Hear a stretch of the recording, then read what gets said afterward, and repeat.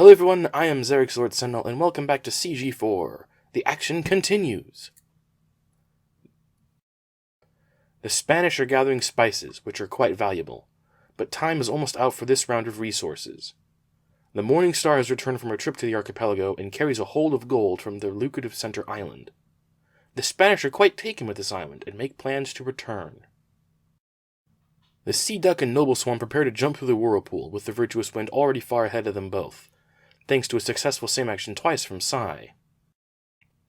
Sai heads for home, some textiles and a bunch of UTs stashed in the Wind's hold. The dungeon appears off the port bow, but Sai pays the pirates no mind. The conglomerate returns to the archipelago, with the Seeker loading gold from the island instead of the lumber resource. However, the Seeker found Celestine's charts, which makes all islands unexplored to the conglomerate. The Sea Tiger begins to head for home, while the Lady Provost picks up a full cargo of food. In the north, the Hyena has made land, and found the Barbary Corsairs in the process. The presence of the Hyena makes the Corsairs nervous, and vice versa, as the Corsairs considerably outnumber the English. The Hound is making her way north to find the Hyena. The English feel that the seas are not safe for individual ships to be traveling alone. The Half Moon and Alexander both land at home, and both ships are given helmsmen as a result of their efforts. The Jades should have paid heed to the pirates, as the dungeon swoops in and rams into the Wind head-on. The pirates lose the boarding party, but transfer the plague to the Wind, killing Shiping Sai and the helmsman on the Wind. The Jades understand the need to get rid of the plague, but they will remember this. The cursed Sea Duck has escaped from the archipelago with little to no ill consequences. The Merman Bridget is slowly making her way home with a cargo of textiles. In the south, the Cursed have found another textiles island, and the Opal Shrine is now making her way home. In the north, the Dark Pact has made land and found lumber along with some gold coins. The Corsairs move about, sending ships here and there. The English have made them nervous. Who knows what they will do now that they have met yet another faction on the high seas? The Vikings are frustrated with low-value resources nearby not being enough to fund their operations and plans. Prince Willem has moved into a whirlpool but has not yet chosen a destination for an exit point. What could the Dutch be up to?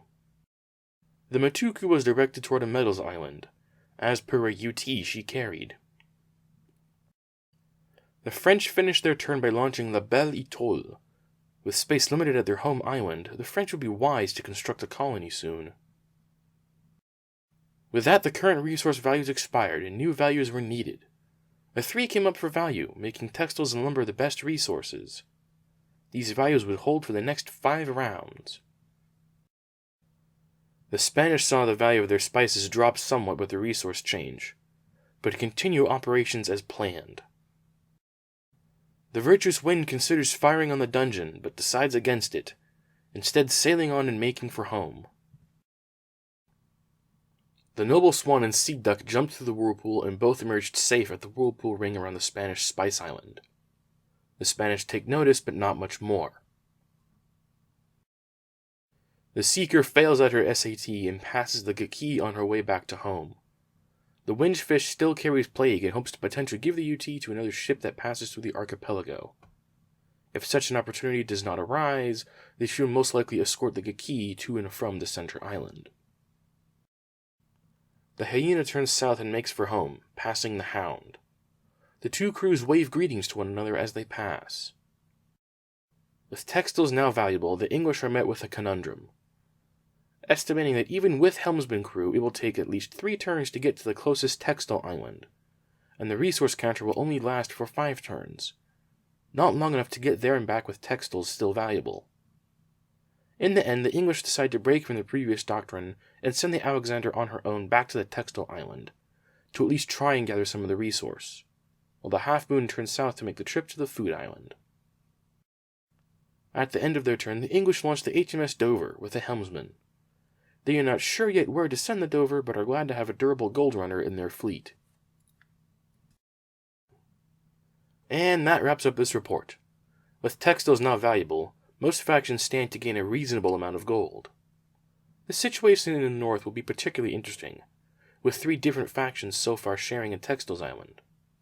Will one of them try to claim it for themselves? If you want to see what happens next, make sure you're subscribed. If you liked what you saw, hit that like button. Thanks for watching, and I'll see you all next time.